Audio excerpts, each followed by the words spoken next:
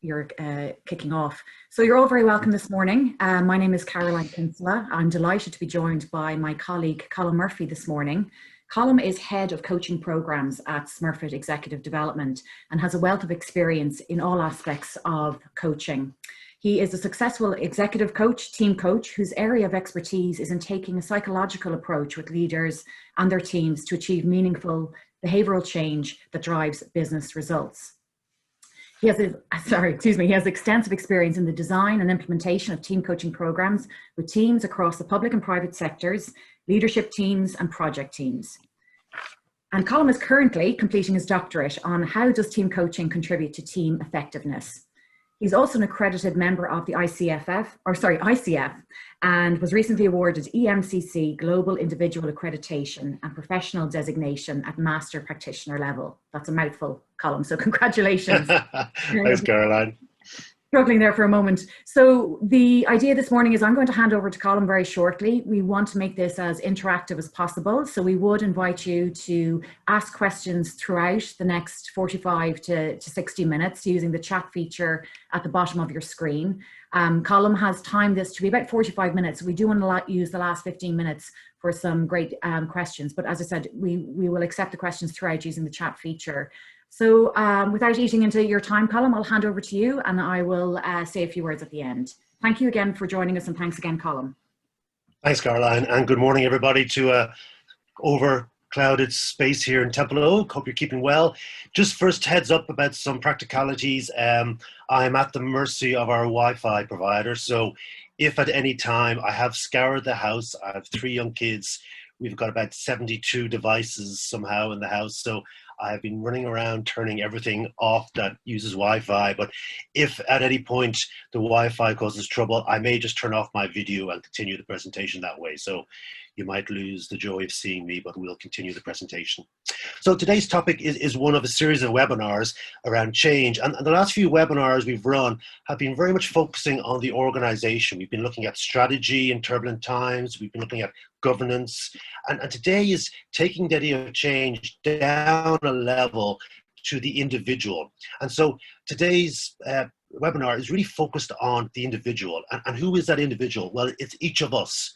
So I'd love you to have a lens of how might this apply to you as you're working through change. And boy, are we all dealing with change right now. But it's not just change that's imposed on us, having to wear a mask or social distancing.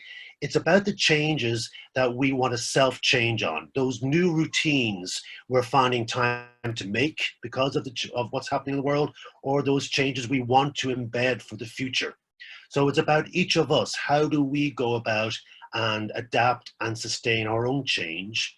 But also as leaders and managers and consultants and coaches, that question is, how do we help others in our systems also work through change? So if I have an ask for you is, I want the lens to be on you. How might this help you with your changes? But also, how can you learn and use some of these strategies today so that you can help your colleagues, your peers, your direct reports, your family members work through their change? So very much aiming at the individual.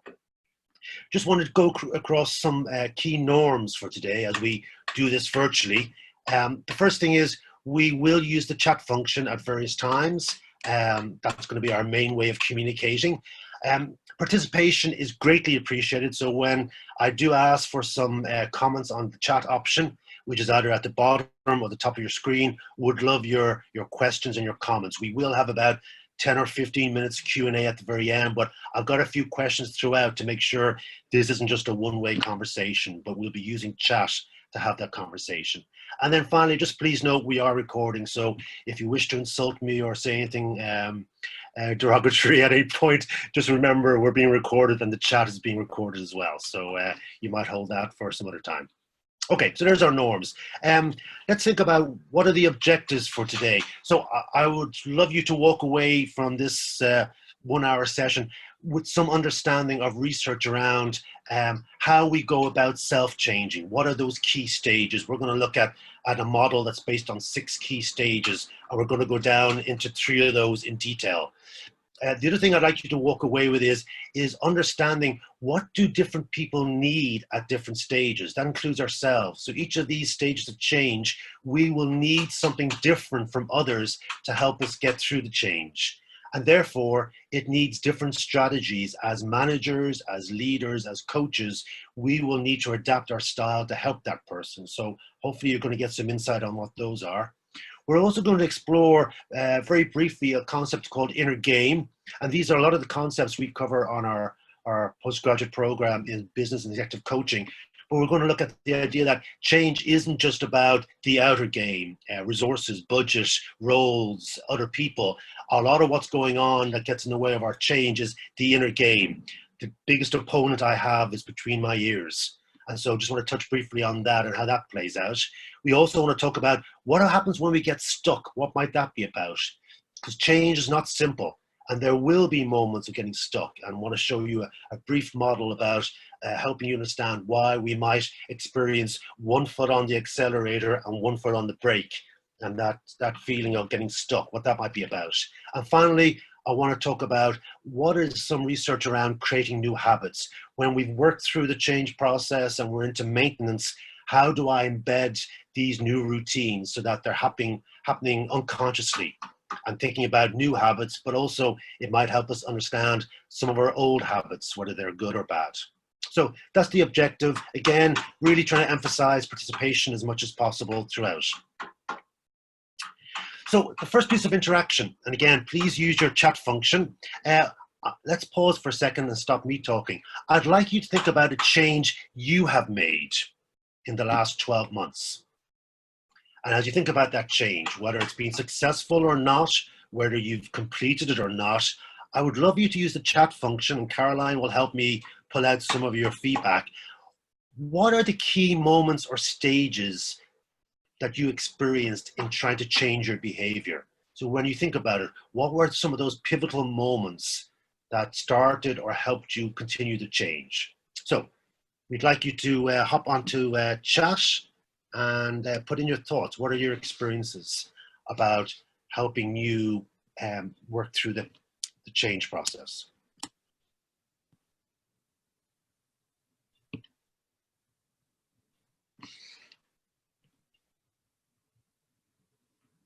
Can you see some questions coming in there, Colm? I do, and I'm just going through the workers outside digging up our road have decided to come under my window just for the occasion.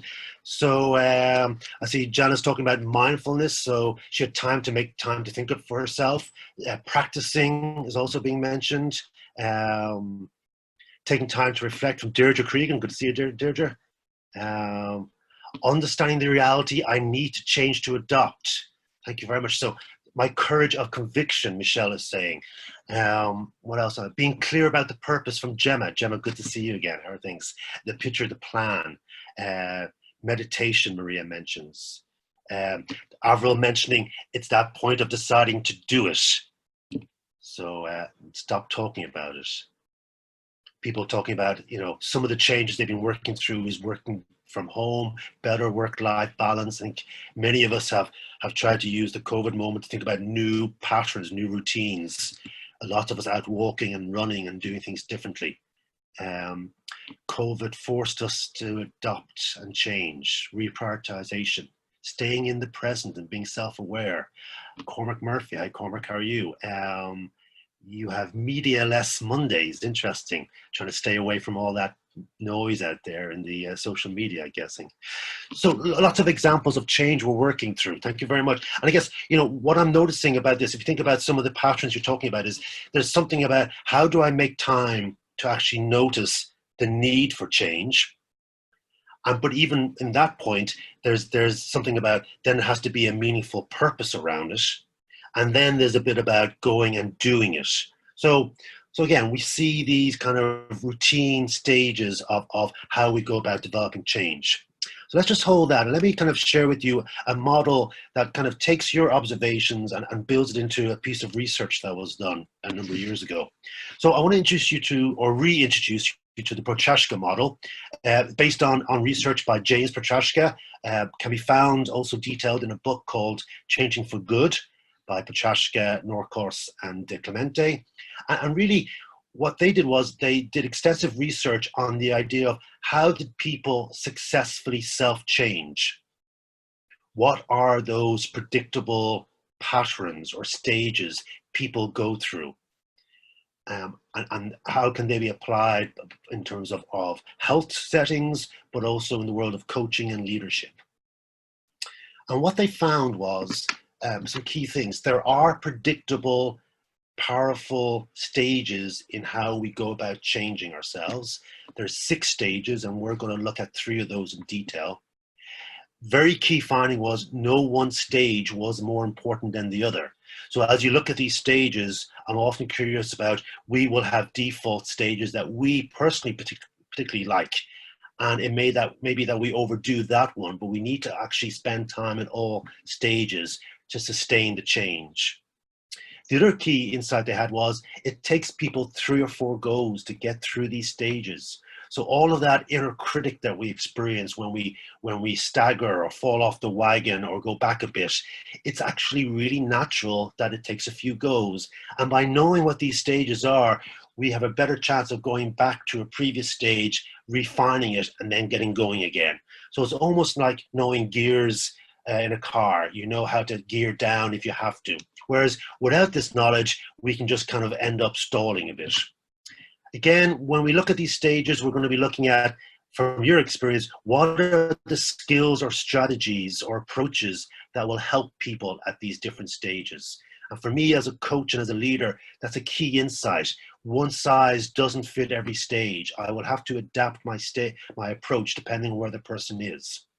And the key to success is knowing a person's stage of change and using those skills. So I've mentioned these 6 stages. Let's talk more about what they are. I'm going to give a real brief description of each, and then I'm going to go into 3 in more detail, and that will be pre-contemplation, contemplation, and maintenance.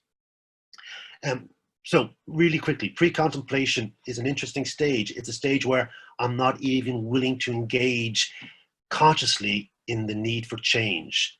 There may be lots of music around, there may be feedback, there may be clues. I may think about it every now and then, but I'm not willing to really engage in considering it. I have no intent in changing. We'll explain more about that in a few minutes. Then we get into a stage of contemplation, where it's time to think, time to maybe weigh up the pros and cons. Then the next predictable stage is preparation. And I think organizationally, this is probably one we're more familiar with: plans, strategies, plan B. And again, as individuals, we'll often have different techniques to kind of embed that plan, buy the stuff, buy the right clothes for running, buy the app, get things organized. Stage 4 is action. And how interesting that action is only the 4th stage. I think corporately, and many of us, because of personal drivers, we often start with action and we think that's the place to start. And often what happens is it's not sustainable because we haven't done the work in the previous stages. Think of New Year's Eve resolutions. Think of gyms, or the concept that used to be a gym before COVID, in January and February and March, full of people, all in action mode. And yet come April, May, June, the numbers change dramatically, because it's hard to stay, because maybe we haven't really given it the thought of, what does this mean for us? And as leaders, I think we can often default into presuming people will move to action straight away when we try and instigate change at a personal level. 5th stage is maintenance. Again, a stage that we don't often think about in organizations. I was working with a leadership team just a month ago who are bringing in a new performance management system. And when I asked them, what's your default stage? It was very much, we do action for a few weeks. We confuse implementation with embedding something. So we launch, but it doesn't get embedded because we move on to the next action. And likewise for us as individuals, having started something, how might I go about maintaining it? It's probably the great flaw of many of those fad diets we've all experienced in the past. It gets a quick result, but not often sustainable. So maintenance is a key stage in change. And then finally, especially from a health point of view, there is a stage called termination. That sounds quite dramatic. And really what it's saying is the triggers that would bring me back to old behaviors no longer trigger me. I'm able to deal with those triggers that might pull me back to how I used to be, but they don't do that anymore. And again, what I'm going to do today is, because of time, won't go through every one of these, but I'm going to try to focus a bit more on pre-contemplation, contemplation, and maintenance, and dig into what are they, and what helps us in those stages, and what are helpful interventions for us as individuals to use with our colleagues, our peers, our reports, or our friends. Okay, let me move into the first one then. So let's talk about pre-contemplation. And the quote I have up here at the very top kind of captures some of this. It's not that the person can't see the solution, it's that they can't see the problem. I'm a bit of Bob Dylan fan. There's a great line in the Bob Dylan song is, something is happening, but you don't know what it is, do you, Mr. Jones? Let's just think about what that means. So it's often around other people may see that the person has a problem or an opportunity, and yet the person themselves don't see it. So my behavior in working in Smurfit, maybe others realize, you know, my poor sense of humor, or my aggression in meetings, or my inability to work with people. They all see it. They talk about it. They might even try and give me feedback every now and then, but I'm not seeing it. Great piece of research from Prochaska around people giving up smoking. And again, you know, something like smoking, we all know the facts and the figures, but somehow we go into a space where it won't happen to us. If I'm being provocative, wearing face masks.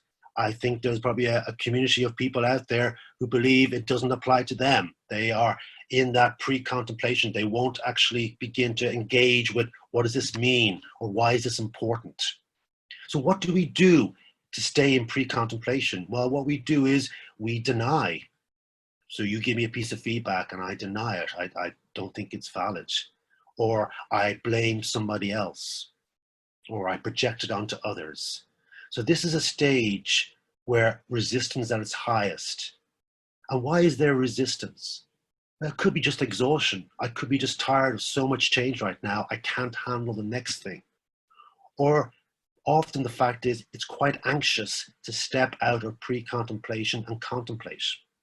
One of the things I'm in pre-contemplation about is around ways of working. I've recognized I really like not traveling around lots. I like not having to drive to Limerick just to do a 2-hour meeting and drive back.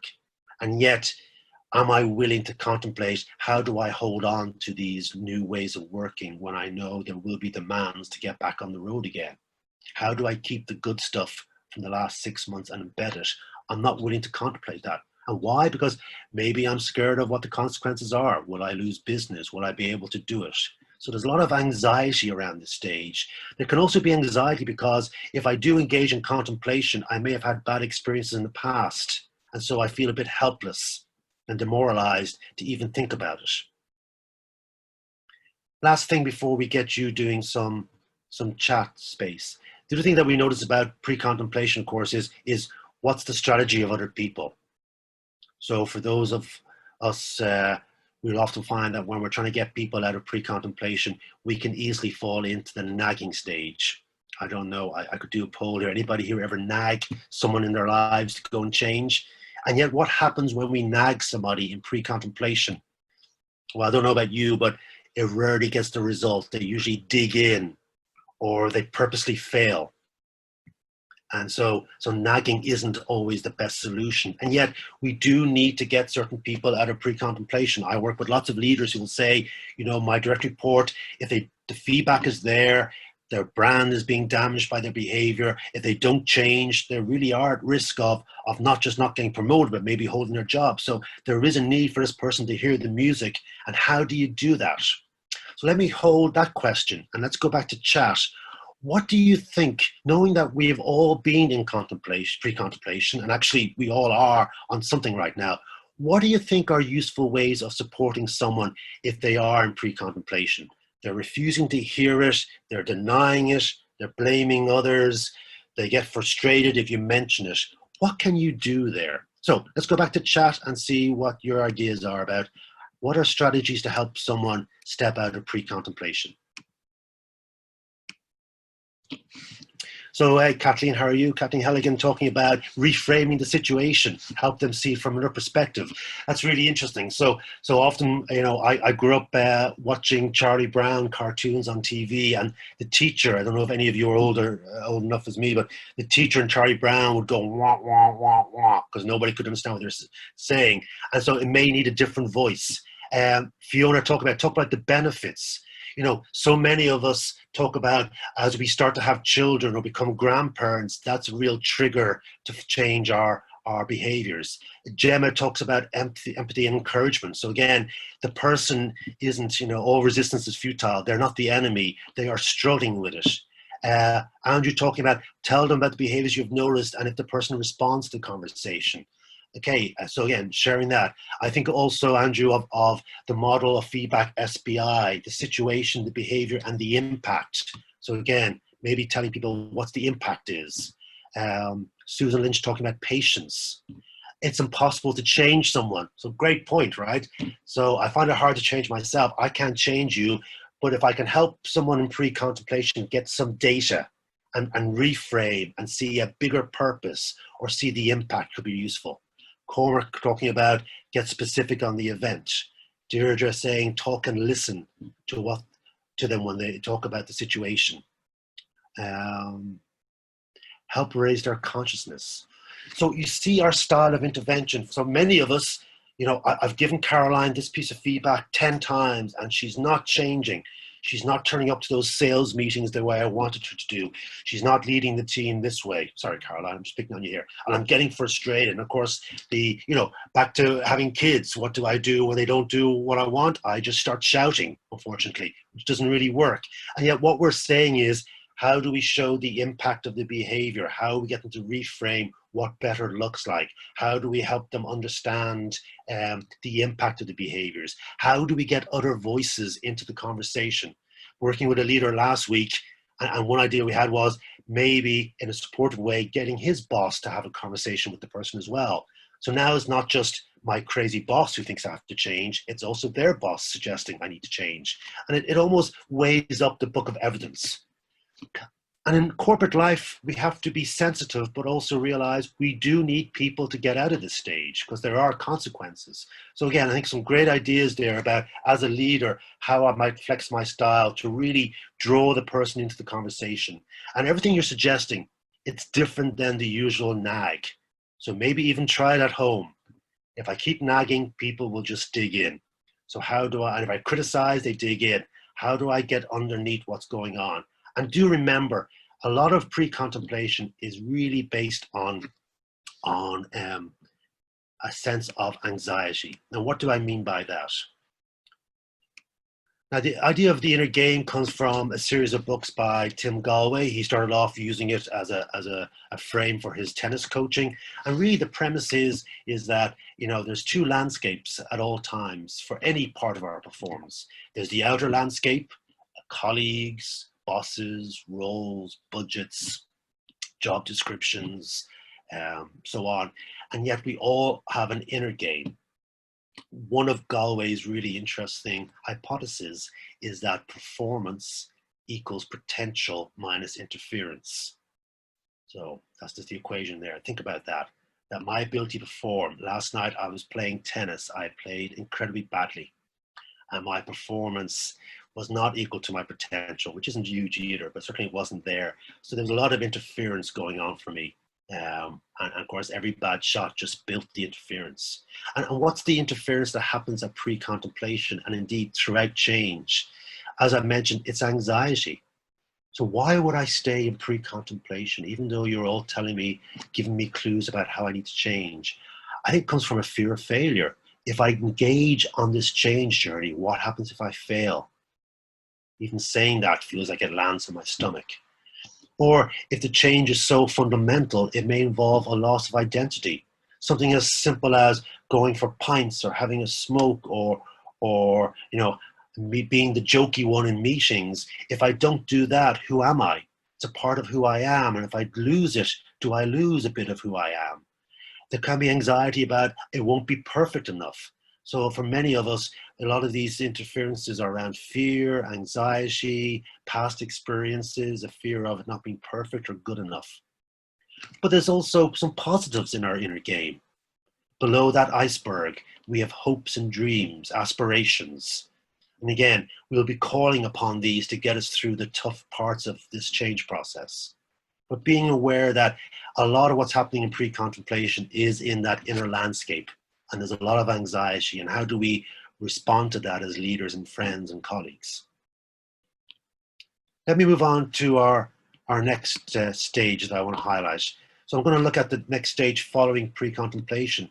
So let's imagine Colm does engage with the feedback. That's all he's doing here right now. I'm not saying I'm going to change yet, but I'm willing to look at it. I see it a lot actually when I do 360 debriefs with leaders. And I guess the beauty and the challenge of a 360 is it forces us into contemplation. I didn't know people saw me that way. I didn't know these were my strengths or these are some areas I can improve upon. But as we move into contemplation, be aware, I'm not yet willing to change. I'm just willing to contemplate. So what does this stage look like? It's a stage of acknowledgement. So there is a problem or an opportunity or something that I need to think about, and I begin to think about solving it. Again, no intent of action. Don't know about others, but contemplation can be a stage that I stay in for a very long time. It can be years. A colleague of mine in the coaching world would always joke that as a contemplator, his favorite clients were also contemplators, but they could spend years just thinking about things together. And there's probably a bit of comfort in contemplation because it doesn't yet involve action, and yet it's a key stage. It's a key stage to think. And many of you mentioned one of your key steps in change was that time to think, be it through meditation or using somebody else as a sounding board, but actually engaging with that conversation. I'm working with a sports person at the moment who's contemplating for the first time about retirement. So they're still active, and they said themselves they have kind of not thought about what's coming after the time when they retire from the sport. And so in a way, we're just stepping into a contemplation stage. He doesn't need to figure out what that next career is, but he's just beginning now to explore what might be some possibilities. And so it's about time, and it's about leaving space. Ways to help people move out of contemplation, just some suggestions are around focusing on the solution and not just a problem. What I often notice in coaching is we'll see the immediate cost. So I'm contemplating changing my job. And what comes to mind? Well, it's the cost. I'll lose the easy commute I have with this job, or I might not get the same salary, or I'll go somewhere where I have to start again, and the costs start weighing up. And that's okay. But it's also about maybe helping have a balanced conversation. What are the benefits of this? Which are harder to often explore because they're not tangible, but it's trying to get that balancing act in the stage. And maybe again, focusing on the future as much as the past. Let me just stop there and again, hand over to our chat function and invite you to think about what, from your experience of you being in contemplation, what has helped you at this stage? So we've all contemplated, some of us for days, hours, years. Belinda, thank you very much. A listening, non-judgmental, non-invested ear. Lovely. Thank you for that. Janice, again, emphasizing time to think. Brendan talking about painting a new future aligned to my ambition to give me a view of what might be. Kate agreeing that vision, bigger picture. Visualizing the future, being as visualizing by Fiona as well. Michelle talks about the why behind the change, and I guess ties into some of the work by Simon Sinek about start with why, and then you can figure out the what and the how, but what's the compelling purpose here? When I work with teams, we often talk about what's the compelling purpose of the team. Cameron talks about he likes to establish a timeline for starting a plan. So he's setting himself a time to contemplate, but then a sense of nudging in. Maria talking about some kind of decision tree. So again, cost benefits. If I do X, what are the implications? Anne-Marie challenging herself by asking, what's the worst that can happen? And that can be a really freeing up question. And the worst that can happen is often just all inside my own head. Jean talks about building confidence. And that's a really interesting idea as well, is to to go back to, we've all been here before. How did I get through the previous change? I think it's a really interesting question to ask anybody is, have you been here before? What helped in the past? So if I'm stuck in contemplation, what has helped me get out of that? Great, thank you for your ideas. Mairead talking about consider what you're willing to continue to put up with. Yeah, so part of contemplation is to do nothing. I think that's a really important option for us all to bear in mind as well. Great, okay, let me keep going. I'm just going to check on my time. We're about halfway through. I think we're doing okay. So a bit more about contemplation. The next stage after contemplation is preparation, then action. But contemplation can also be a spot where we get stuck. And there's a really interesting book and process called Immunity to Change by Robert Keegan and Lisa Leahy. And they did a lot of research around this very fact about, you know, why do most of us not go beyond contemplation? They shared some research from the US around every 10 people with chronic heart problems, only 3 out of 10 actually change their behavior. So literally when it is life and death, we can still get stuck. It's not even always the consequences or the vision, which is staying alive. We can still get stuck in that change process around making that leap from contemplation to plan and action. And I guess they use an analogy of, it's like that experience when we first began to drive cars or practice in the car park. It's one foot on the accelerator. I actually do want this change. I know it's good for me. I know I want to eat healthier, or I know that I want to have better ways of working, that I'm not running around crazy and scheduling meetings here, there, and everywhere. I've learned that from COVID. I can slow down, and yet there's one foot on the brake. And I don't know about you, but that brings back memories of kangaroo hopping around the car park in Turner College as I tried to learn how to drive a car. I couldn't quite get the clutch point. And what Keegan and Leahy are talking about is that change at this stage isn't technical. It's not about tips and tricks. It's actually something more unconscious. It's adaptive. And what they talk, their analogy is immunity to change. We all, of course, have a biological immune system. It's there always in use. It's not conscious. I don't turn on and off my immune system. And what's the purpose of our immune system? It's to keep bad stuff out. So it serves a good purpose. But the downside is when we have significant things like transplants, our immune system can reject the new organ. And I guess that's what they're getting after here is often we have this unconscious immunity to the very change we want to go after. And 2 of their big ideas, and something for you to explore if you do find yourself stuck or any of your colleagues stuck, is to tap into this lovely concept of what's in the worry box. So even when I contemplate the idea of how do I slow down my ways of working, and how do I not kind of fill up my calendar with lots of meetings here, there, and everywhere all across the country, and get back into that rhythm which isn't healthy? How do I maybe say no or stay using virtual more often? I noticed worries come up. So what would be my worry box? I'd worry that people would not accept that. I'd worry that I'd lose work. I'd worry that they might perceive me as not being invested. And that's beginning to give me some clues to why the foot's on the brake. Right now, I am eating really badly. I probably have been in a Christmas eating mode for the last 6-7 months. And you know, I know it, and yet I've done nothing about it. I'm a bit stuck. And even there, what's in my worry box if I start to eat better? It sounds crazy. Why wouldn't I want to eat better? But in the worry box is, God, it doesn't sound like any fun if I'm just eating healthy stuff all the time. Or where would I get to enjoy some of those nice treats? Or part of eating badly is probably a bit of routine myself and my wife have every evening when the kids finally go to bed and we get to watch Schitt's Creek or wherever else is on Netflix. And it's a bit of our downtime. Would I lose that? So there's all these worries that are often unconscious, and how do I bring them up for awareness? And behind that is also some big assumptions that are sometimes out of date. So it's very human to get stuck. And maybe again, the suggestion here with Keegan Leahy is maybe get below of what would be in your worry box if you did make the change. They share a story of an interview they did with a gentleman in Midwest America. And it was all around him taking his medicine to help him with a critical health issue. And they asked him, what would be in your worry box if you took the medicine? And initially the guy went, what, are you crazy? If I don't take the medicine, I'm going to die. That, that's a stupid question. They went, no, no, no.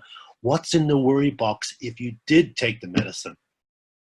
And he paused for a minute or two, and then he said, I'd have to accept I'm getting old. That's underneath the surface. And that's probably was one of the key things stopping him from doing something as simple as taking medicine.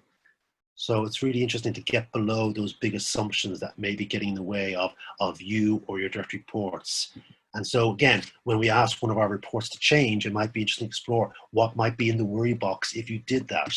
Me suddenly saying to someone, your job is now more customer facing, or I want you to be part of this leadership team, that brings worries. And it can be really interesting to explore those and see, are those assumptions valid or not? Okay, let me keep going. We got one more stage I want to look at. Preparation and action happen after contemplation. I don't want to assume that they're easy, they're not, but I'm just going to take a sense of, I think we're familiar with those from a lot of our live and organizational experience. I want to go to number 5, which is maintenance, which again, as I mentioned before, is often one that we don't always stick to or consider in an organizational way in terms of individual change. And maintenance is about this idea of consolidating gains and as best we can preventing relapse. But again, I find it quite empowering to know that research says I will have relapses, and it doesn't make me a loser or fraud or bad because I fall off the wagon. It makes me human, and it will take 4 or 5 goes. I think for many of us who've given up things like smoking or drink or change radical behaviors, it's rarely the first go. I notice even for myself with exercise, it comes and goes at various times, and that's okay.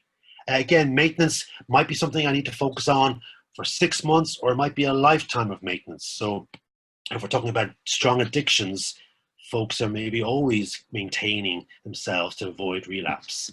And again, as I mentioned, it's probably an area that a lot of change programs don't talk about, and I think a lot of organizations don't focus on, because we're always on to the next thing.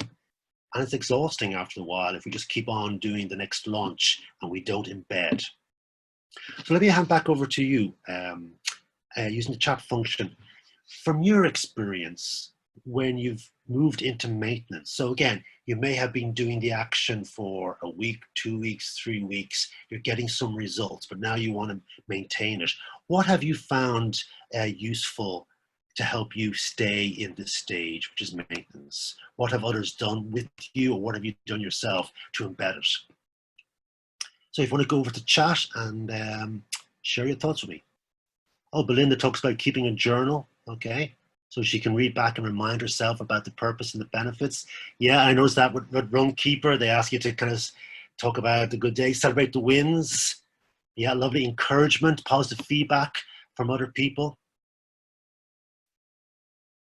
Paul Byrne talking about Charles Duhigg. I'm going to come to him in a second. Thanks, Paul, about creating habits. Brennan, good to see you here, talks about discussing the idea of sustainability. So actually making time to think about, how do I sustain this? Or does a new change need to be tweaked? And I think back to running, the change of getting into couch to 5K for me, but then suddenly it became like, maybe I could sign up for a 5K race, and then maybe I could sign up for a 10K race. And again, moving the goalposts in a way that's helpful. Remind myself of the end goal Kate talks about. Tracy, again, reflecting on where you've come from. And what a lovely thing to do, which I don't know about you, but I probably don't do enough, is to stand on top of the mountain and look at the view every now and then. I know that I can fall into let's go on to the next thing. I was just doing an exercise for a program yesterday where I was drawing out my timeline of, from early life through to where I am now, and kind of plotting out highs and lows in terms of success, and realizing a lot of those successes I really didn't spend a lot of time enjoying, because there's always the next thing to do. Jana's talking about taking time to praise yourself. Lovely. So time is coming up. Cormac talks about change your environment. Do not expect a change to be something that happens only inside your own head. Yeah, so how do I keep the environment driving me forward? Be kind to yourself. From Manivan there, lovely. Okay, great stuff. Paul, I think it was, mentions Charles Duhigg. So let's just talk about his work. He's a New York Times journalist and an author of some really good books. Wrote a great article on on Teams based on work that Google did. But one of his famous books is The Power of Habit, which is a really nice read. And again, interesting, you know, one of the stories he tells. So firstly, a habit is about, you know, when we get to a point that we're making choices repeatedly without actually thinking about it. And boy, you know, 10 o'clock at night, diving into that biscuit box is probably one of those habits that I have. And there's good habits as well. And actually, I've built a habit over COVID-19, which is running with a neighbor. And it's become a habit because I know 7 a.m.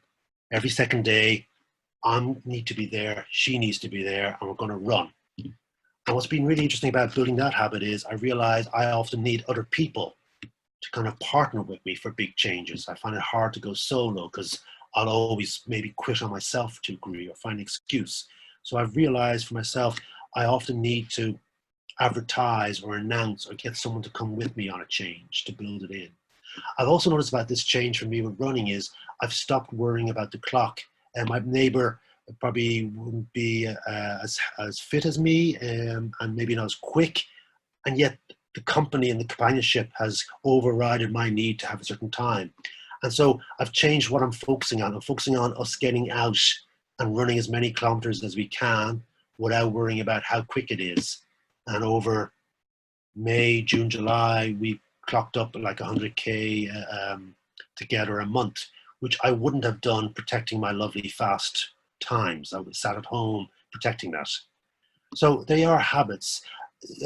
Charles Duhigg uses an example around when they first began to kind of promote toothpaste in America. And the advertisers built into this idea of how do you make brushing your teeth a habit? And this is kind of a mechanism for all of us to think about in this maintenance stage. So very much, if you think about brushing your teeth, there's a cue there that we've been fed, but makes sense. Going to bed is the cue. And that's very much where the advertisers focused in the 1920s, is all of the early advertising is people in their pajamas. And so there's a cue embedded in all of this of brushing our teeth first thing in the morning and last thing at night. There's the cue. There's the routine.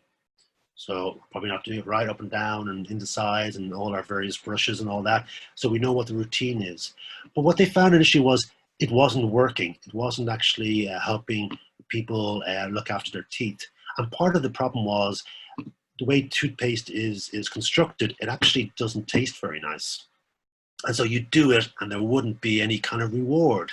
And the genius they found was putting in that zing taste, which actually has no benefit for your teeth, but going to bed and feeling that freshness, or starting your day and feeling that freshness, that's the reward. And so Charles Duhigg talks about this idea of cue, something that cues you up or triggers you, a routine, and a reward. And if you can be really successful, you turn the reward into a craving. Now, unfortunately, chocolate has become that for me and for many others of us. But how do I change that dynamic? So the cue for me might be it's sitting down, the kids have gone to bed, relatively quiet, the two of us there. The routine is now, do you fancy something? One of us goes into the kitchen and brings back. How do I change the routine that I bring back something different, fruit, or it's less chocolate? That sounds pretty, maybe it's not as much, but what's the reward? And that's sometimes harder. It won't have the reward of chocolate, but maybe I need to think about the reward of the weighing scales or that sense of discipline. And it's hard to build in these things, but some really interesting ideas here about how do I replace the reward mechanism. Okay, so let me just move on. We are coming up to about 15 minutes on the webinar, and I want to stop there and just take some questions through the chat function. So Caroline is going to help me out here. And as you've been listening and maybe reflecting on yourself and others you're working with, what questions are coming up for you in terms of you changing or in terms of you helping others change? So the chat's open for some Q&A. So Colm, we do have a question in here from Niall. It just happened to be in the Q&A feature, so I just want to read that out on his behalf. It says, managing change can be a delicate process, and sometimes the barrier to people following the change is down to a lack of trust.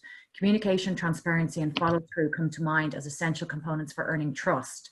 What can leaders do to overcome trust issues? And if I can reframe this, what advice can you give to someone who is stuck in pre-contemplation due to lack of trust in the people leading the change? I just didn't want that to be missed out. Yeah, thank you for that. That's the question. So if I understand, then it's his sense of not trusting where the nudge or the impetus for change is coming from. Mm-hmm. I understand.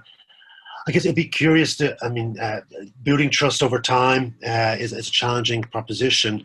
I think it might be interesting to go back and maybe try and share that sense of not quite saying to people, I don't trust you, but saying I'm unclear about what the rationale is or what's justification. Can you give me more reasons why I need to this change? So I'm wondering if one suggestion is to get back and try and go back upstream a bit and figure out what's their intent.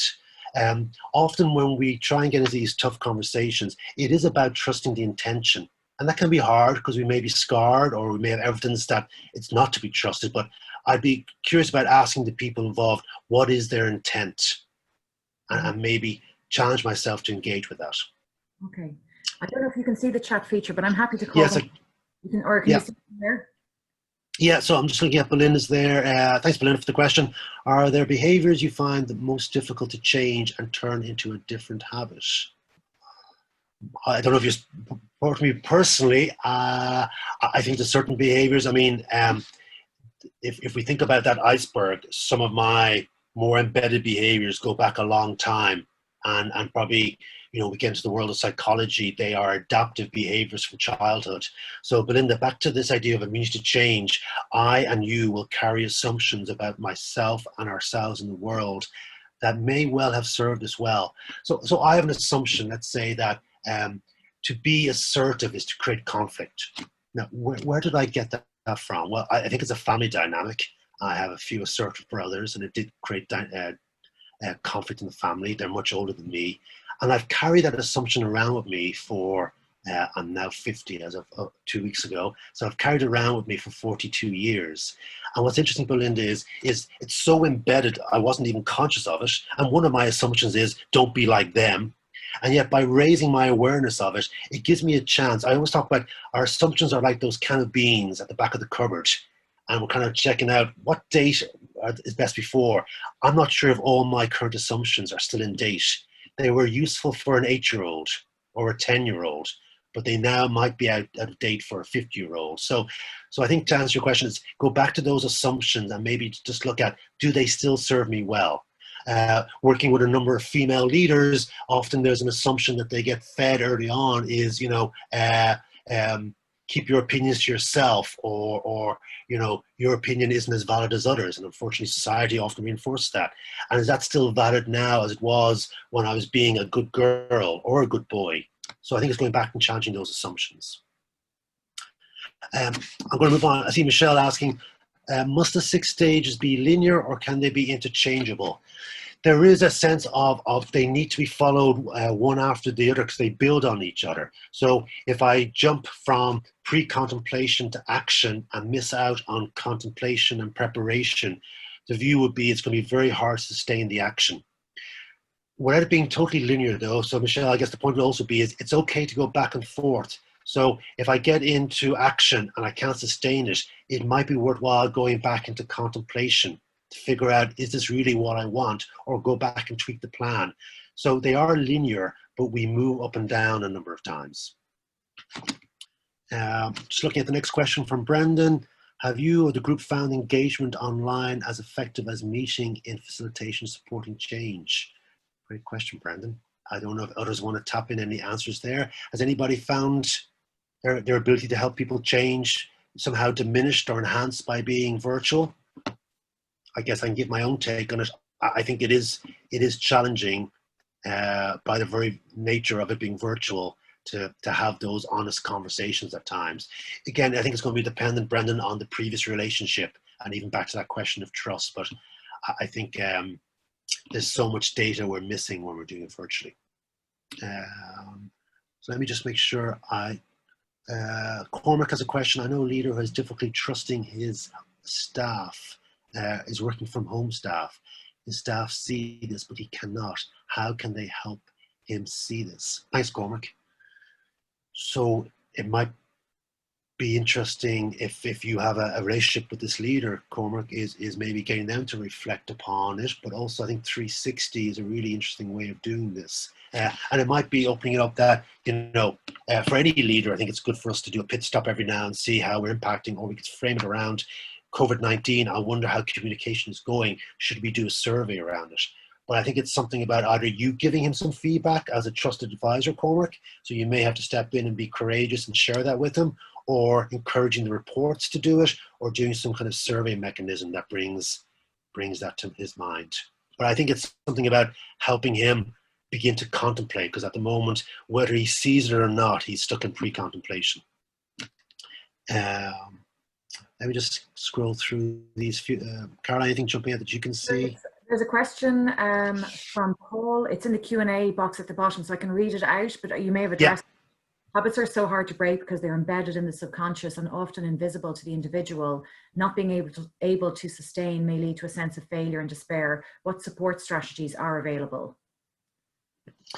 Yeah, so I would recommend, Paul, that you look at immunity to change. I only touched on it very gently, but I think that's the way of actually bringing the unconscious to a conscious level of awareness. Let me give you an example. I was working with a leader whose job requires him to be more strategic, and yet he was finding that he couldn't make the time to be strategic. He was still in the detail and very much in the tactics, and had a sense from the start this wasn't a technical or intellectual challenge. There was something else going on, as you were saying, a deep-seated set of assumptions or beliefs. And using immunity to change, one of the things we unearthed through his worry box was really interesting. Growing up, he had a twin sister, and from early days, she was always described as the brains, and he was described as the brawn. And again, as parents, you just think there's so much that we lay onto our kids early on. But he's carried that assumption with them all the way through, that he isn't the smartest, and that what he's known for is doing stuff.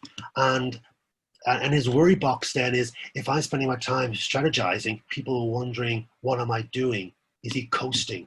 What value is he adding? So he has all these unconscious worries. So if I carry all these worries with me, and today I have a choice of, do I get into the tactics and task of a piece of work, or do I make time to be strategic?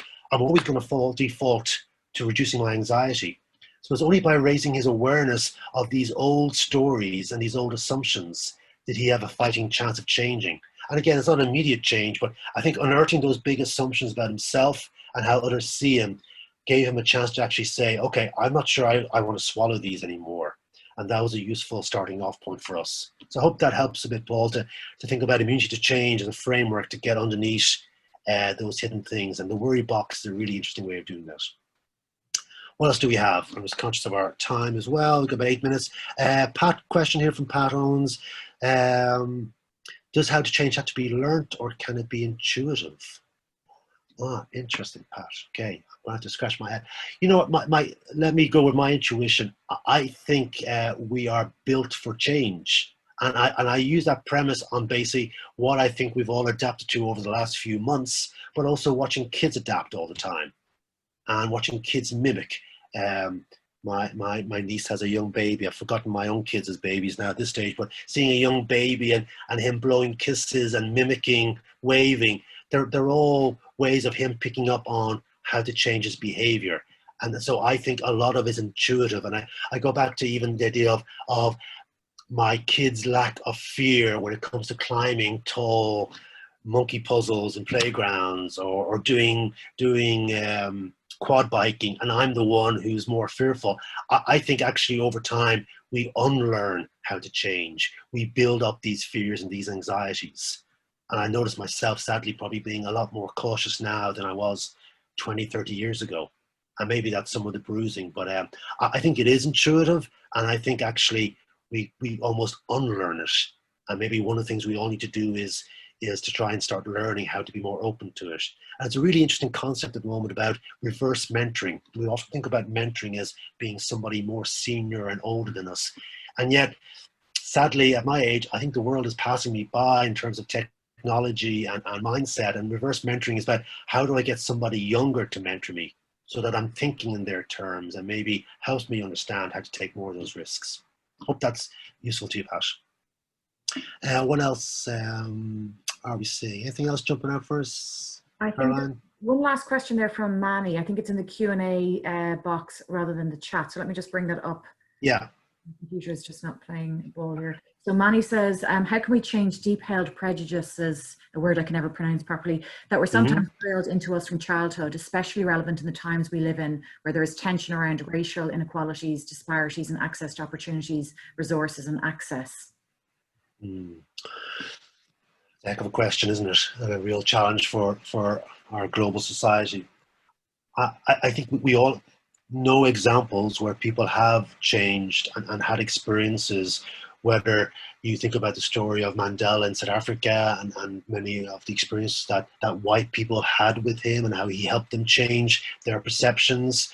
What strikes me most is there's something about helping people change those prejudices by making the stories more personal. So there's this theory around storytelling, which is the story of me and the story of now, and we see it a lot used by voluntary organizations that if you talk to me about homeless people, I can easily disconnect from that. I can stay in pre-contemplation. But if you make it personal and about one individual, or you make the story about one child who's suffering from lack of nutrition or can't get school books, there's an immediacy. And I think despite all the prejudiceness and the perceptions and biases, I think we haven't lost the ability as human beings to still be able to see an individual in all of this. And I think a lot of the horrible stuff we see on social media and Twitter, people turn their eyes away from the individual and talk in general. So, Manny, I would love your thoughts on this, but I think often it takes radical change, but I think seeing the individual and having that personal experience might be the only way of doing it. I see Kathleen talking about, great reference, Kathleen talking about a book called My Grandmother's Hands, which looks at the manifestation of these prejudices and practices for how to notice and change these. Thanks, Kathleen. Great share there. Appreciate it. I agree. Okay. Anything else coming up for us? Well, I think you've answered everything. I know it's coming up to the hour, which is always great because I know that people have meetings to go to, coffees to make. But I thought it was excellent. I think we can thank, on behalf of everybody that joined us this morning, we've had a really great group. It's been really enjoyable to listen to you, Colm. As Colm's colleague in Smurfit Executive Development, we see a lot of him. We have 3 programs under our coaching umbrella brand of the MSc in Business and Executive Coaching. So I know we were joined by a lot of our coaching alumni, which is great. But for those of you that might be looking to dip your toe in the water, we have programs coming up. Thankfully, they're booked out for this autumn, but we've set new dates for all 3 coaching programs in early 2021. So we will share that with you as a follow-up with a copy of this recording. So, I mean, really for me, it's just to thank you, Colm, again, for all the effort you put into this webinar. And for those that joined us, thank you for your participation. It was great. And we'll share details of the recording afterwards and details of the next webinar in the series. So, yes, thank you so much again. Thanks, Caroline. Thanks, Mario. And thanks, everybody, for your questions, suggestions. Really nice piece of learning between us all. So thanks for sharing your ideas with each other as well. Really appreciate it. Super. So we wish everybody a good day and take care. Okay. All the best, everybody. Happy change.